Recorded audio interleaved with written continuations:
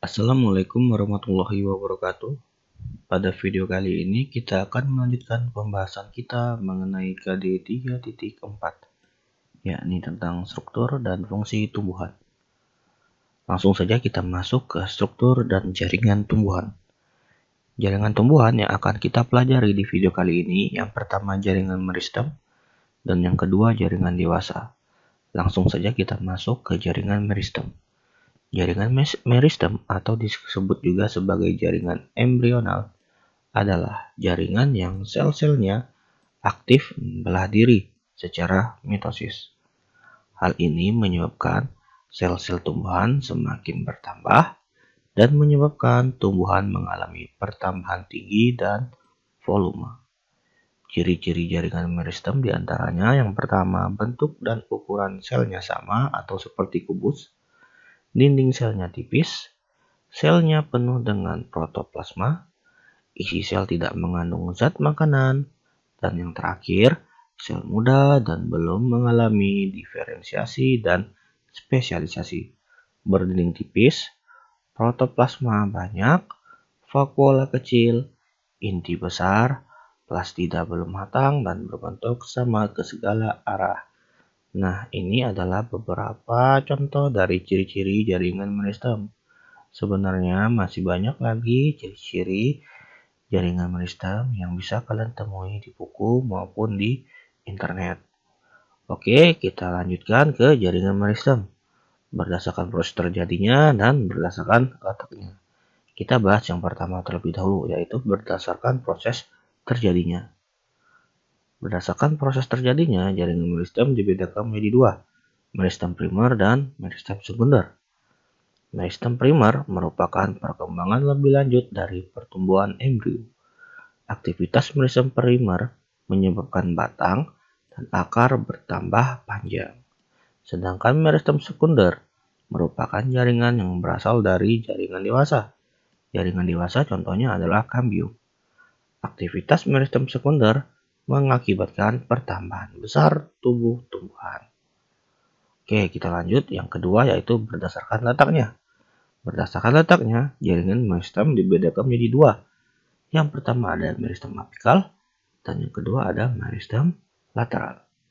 Meristem apikal merupakan jaringan muda yang terletak pada ujung-ujung dari alat-alat tumbuhan. Contohnya meristem apikal itu terletak di ujung akar maupun ujung batang. Lanjut ke meristem lateral. Meristem lateral merupakan jaringan muda yang terletak di antara bagian alat-alat tumbuhan atau antara jaringan-jaringan dewasa.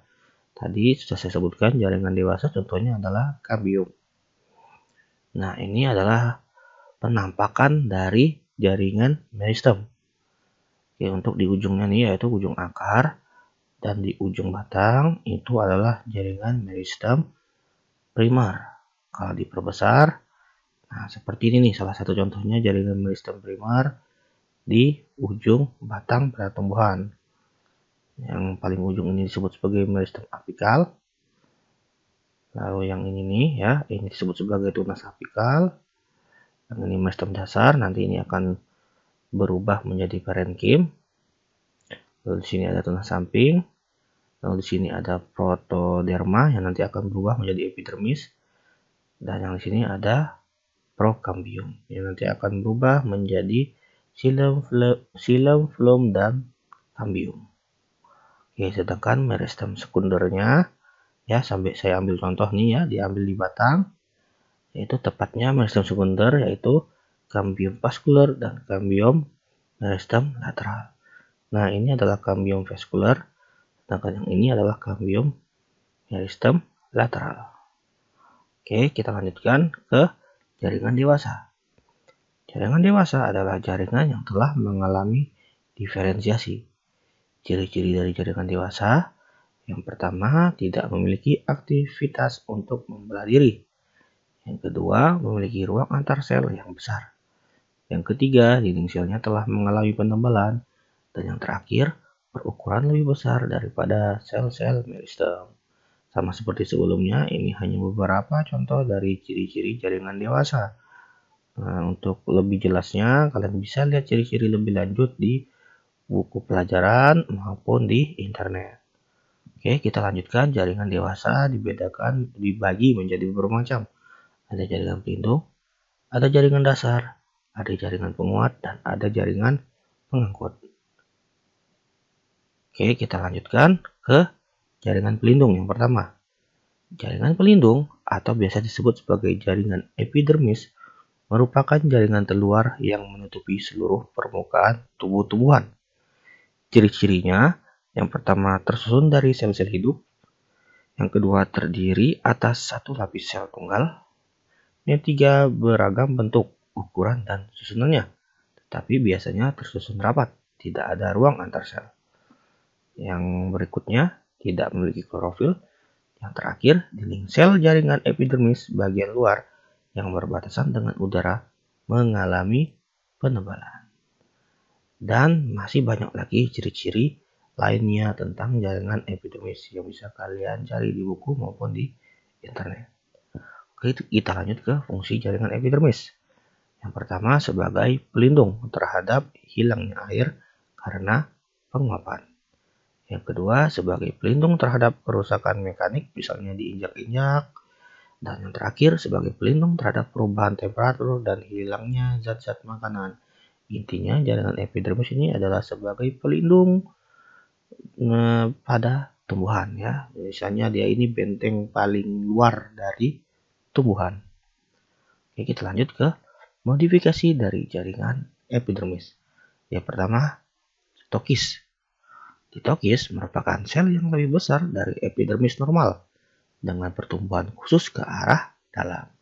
Sel ini berisi kristal kalsium karbonat yang disebut sebagai sistolit yang berfungsi memberikan pertahanan yang lebih pada batang.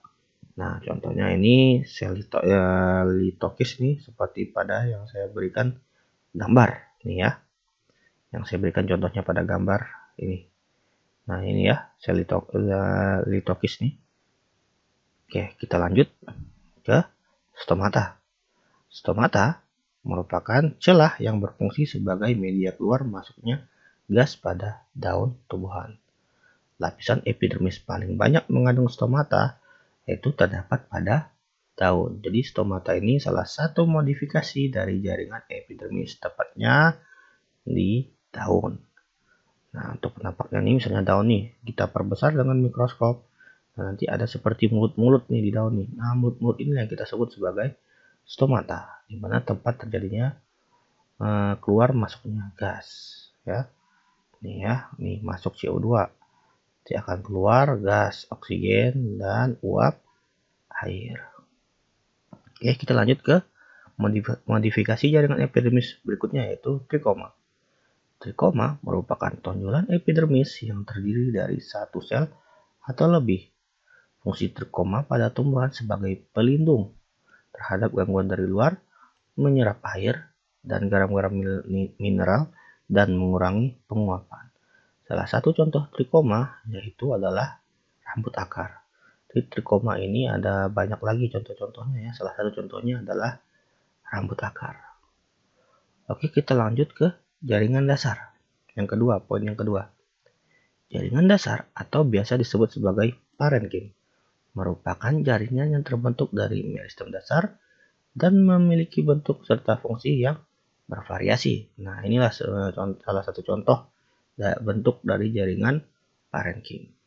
Ciri-ciri dari jaringan parenkim, yang pertama susunan sel tidak rapat, tersusun atas sel-sel hidup, letak inti sel mendekati dasar sel, mampu bersifat meristematik karena dapat membelah diri, memiliki banyak vakuola, ukuran selnya besar.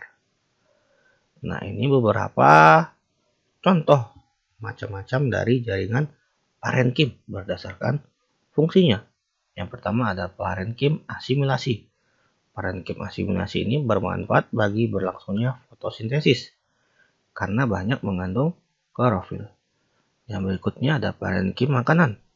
Parenkim makanan memiliki fungsi sebagai tempat untuk menyimpan untuk menyimpan makanan cadangan. Contohnya pada akar, umbi lapis, serta juga akar rimpang. Yang berikutnya ada parenkim air. Parenkim air. Parenkim air ini digunakan sebagai jaringan penyimpanan air, misalnya seperti tumbuhan kaktus. Yang berikutnya ada parenkim udara. Parenkim udara ini terdapat ruang antar sel yang berfungsi untuk pertukaran gas pada tanaman air, yaitu untuk mengapung pada permukaan air. Dan yang terakhir, parenkim pengangkut. Parenkim pengangkut berguna sebagai alat pengangkut air dan garam-garam mineral serta gas-gas yang diperlukan pada tumbuhan. Oke, jaringan parenkim berdasarkan bentuknya ya. Ini ada beberapa contoh. Yang pertama ada parenkim palisade, ada parenkim bunga karang. Yang dua ini telah kita bahas sebelumnya ya di struktur jaringan daun. Ada parenkim lipatan dan ada parenkim bintang. Jaringan palisade ini berbentuk bulat memanjang ataupun lonjong yang berjajar layaknya seperti tiang. Di dalam parenkim palisade tersebut terdapat banyak sekali klorofil, sehingga parenkim palisade berfungsi sebagai tempat fotosintesis. Parenkim bunga karang atau biasa dikenal dengan istilah jaringan spons merupakan suatu lapisan sel yang acak atau tidak teratur, banyak rongga udara. Parenkim bunga karang ini juga berfungsi sebagai tempat fotosintesis. Maksudnya fotosintesis. Yang berikutnya ada parenkim bintang. Parenkim bintang mempunyai bentuk yang mirip dengan bintang. Lalu ada parenkim lipatan. Parenkim lipatan terdapat pada pinus serta juga padi. Parenkim ini mempunyai bentuk yang berlipat ke arah dalam dan juga di dalamnya banyak mengandung kloroplas. Oke, kita masuk ke poin yang ketiga, yaitu jaringan penguat. Jaringan penguat atau penyokong merupakan jaringan yang memberi kekuatan pada tumbuhan. Ciri-cirinya memiliki struktur yang tebal dan kuat, terdapat pada daun, batang, dan biji, dan masih ada lagi lainnya mengenai ciri-ciri jaringan penguat yang bisa kalian temui di buku pelajaran maupun internet. Lanjut ke fungsinya. Fungsinya beberapa contohnya yaitu yang pertama menunjang dan memperkokoh bentuk tumbuhan. Yang kedua melindungi berkas pengangkut. Dan yang ketiga memperkuat jaringan parenkim. Oke, kita masuk ke jaringan penguat masih. Nah, yang akan kita pelajari ada kolenkim dan sklerenkim. Oke, nah ini adalah perbedaan antara kolenkim dan sklerenkim. Untuk kolenkim tersusun atas sel-sel hidup, sedangkan sklerenkim tersusun atas sel-sel mati. Untuk kolenkim, penebalan pada bagian sudut dari selulosa. Sedangkan sklerenkim, penebalan dinding merata dari lignin. Untuk kolenkim, menyokong organ tumbuhan yang masih muda dan tua. Sedangkan sklerenkim, menyokong organ tumbuhan yang dewasa. Untuk kolenkim, dinding selnya lunak dan plastis. Sedangkan sklerenkim, letaknya lebih dalam dari kolenkim. Lanjut, untuk kolenkim disusun oleh serat. Sedangkan untuk sklerenkim disusun oleh serat dan sel batu. Untuk kolenkim bentuknya cenderung heksagonal, sedangkan sklerenkim bentuknya serabut. Nah, seperti inilah penampakan dari kolenkim dan sklerenkim. Gambar ini bisa kalian temui di Google. Silahkan kalian tulis saja kolenkim dan sklerenkim untuk mendapatkan gambar yang lebih jelas. Oke, kita lanjut ke macam-macam jaringan kolenkim. Yang pertama ada kolenkim sudut. Kolenkim sudut ini penebalan berlangsung pada bagian-bagian sudutnya sesuai dengan namanya ya. Penebalannya terjadi di bagian sudutnya dan memanjang mengikuti sumbu sel. Sedangkan kolenkim papan, penebalan terjadi pada dinding sel yang tangensial atau sejajar permukaan organ, sehingga pada irisan melintang terlihat seperti papan yang berderet-deret. Yang berikutnya ada kolenkim tubular. Terdapat pada kolenkim yang mempunyai ruang-ruang antar sel dan penebalan-penebalannya terjadi pada permukaan ruang-ruang antar sel tersebut. Yang terakhir, kolenkim tipe cincin. Pada penampang lintang lumen, sel berbentuk lingkaran. Pada waktu menjelang dewasa, terlihat bahwa karena pada tipe sudut penebalan bersambungan pada dinding sel, maka lumen tidak menyudut lagi. Oke, kita masuk ke macam-macam jaringan sklerenkim. Yang pertama ada serat atau fiber. Sklerenkim jenis ini mempunyai bentuk sel yang memanjang, sehingga disebut dengan bentuk serat. Pada umumnya, sel ini berkumpul membentuk suatu berkas silinder yang tidak terputus. Akan tetapi, ada juga yang membentuk sel tunggal. Serat bisa ditemukan di antara jaringan pengangkut, berkas serat daun, batang, pelindung biji, dan masih banyak lagi lainnya. Berikutnya ada sklereid. Sklereid disebut juga dengan sel batu. Sel ini berkembang sel ini berkembang dari diferensiasi jaringan parenkim. Karakteristik yang dimiliki sklereid nyaris sama dengan serat, mulai dari penebalan sekunder pada lignin di dinding selnya ada pada organ dewasa. Oke, kita lanjut ke poin yang keempat, jaringan pengangkut. Jaringan pengangkut juga disebut sebagai pembuluh dan mempunyai fungsi utama sebagai saluran utama transportasi berbagai zat hara yang dibutuhkan oleh tumbuhan dalam proses vital pada tumbuhan. Ciri-ciri jaringan pengangkut, ini pengangkut harusnya ya, bukan penguat, salah ketik ini. Oke, ciri-cirinya itu hanya terdapat pada tumbuhan tingkat tinggi. Oke, jaringan pengangkut ini contohnya ada xilem dan ada phloem. Oke, kita bahas xilem terlebih dahulu. Fungsi xilem adalah sebagai tempat pengangkut air dan zat-zat mineral dari akar ke bagian daun. Unsur-unsur yang terdapat pada xilem ada trakeid, ada trakea, dan ada parenkim xilem.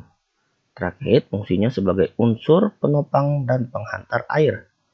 Trakea ukurannya lebih besar dari sel-sel trakeid. Penebalannya terdiri atas zat lignin yang tipis dibandingkan trakeid. Parenkim xilem berfungsi sebagai tempat cadangan makanan berupa zat tepung. Oke, kita masuk ke phloem. Phloem fungsinya untuk mengangkut dan menyebarkan hasil fotosintesis ke bagian-bagian lain yang ada di seluruh tubuh tumbuhan. Unsur-unsur utama pada phloem yang pertama ada tapis, memiliki ciri-ciri adanya daerah tipis di dinding dan intinya hilang dari protoplas. Yang berikutnya ada sel pengantar, berperan sebagai keluar masuknya zat-zat makanan melalui pembuluh tapis. Lalu ada sel albumin yang memiliki fungsi serupa dengan sel pengantar. Ada parenkim phloem yang fungsinya sebagai menyimpan zat-zat tepung, lemak, dan zat organik lainnya. Dan yang terakhir ada serat-serat phloem yang merupakan sel-sel jaringan yang telah mengait. Oke, kita lanjutkan ke berdasarkan letak xilem dan phloem dibedakan menjadi 6 macam ya. Oke, kita akan bahas satu persatu. Yang pertama kolateral terbuka, di mana untuk kolateral terbuka xilem dan phloem dipisahkan oleh kambium. X ini xilem dan F ini adalah phloem, sedang K ini adalah kambium. Lanjut ke kolateral tertutup. Pada tipe ini ya, xilem dan phloem tidak terdapat kambium. Jadi dia langsung phloem dan ini adalah xilem. Ini bukan kambium ya, ini adalah xilem. Nah, nampak sekali perbedaan antara terbuka tertutup ya. Kalau terbuka di antara xilem dan phloem ada kambium, sedangkan untuk tertutup tidak ada kambium, jadi langsung menyatu nih xilem ke phloem. Oke, kita lanjut ke bikolateral. Untuk bikolateral, xilemnya ini diapit oleh 2 buah phloem nih ya. F ini phloem, sedangkan X ini xilem ya. Untuk bikolateral, xilemnya diapit oleh si phloem nih. Phloem, tengah-tengahnya ada xilem. Lanjut ke ampifasal. Nah, untuk amfifasal, volumenya tepat berada di tengah-tengah, di mana nanti volumenya ini dikelilingi oleh si xilem. Sedangkan untuk amfikribal, kebalikannya, xilemnya yang berada di tengah-tengah, di mana nanti xilemnya ini akan dikelilingi oleh si volum. Nah, inilah ya beberapa contoh letak xilem dan volum. Dan yang terakhir adalah tipe radial.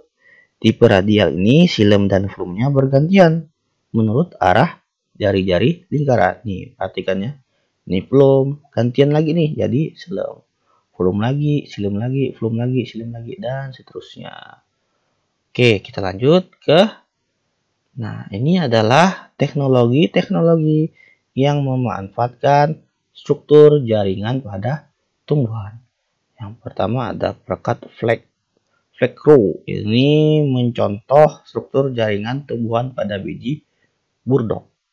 Lalu ada baling-baling pesawat, mencontoh struktur jaringan biji mapel. Panel surya ini mencontoh struktur jaringan tumbuhan, tepatnya pada daun, dan masih banyak lagi lainnya ya. Teknologi-teknologi yang terinspirasi dari struktur jaringan pada tumbuhan. Cukup sekian video kita kali ini, saya akhiri. Assalamualaikum warahmatullahi wabarakatuh.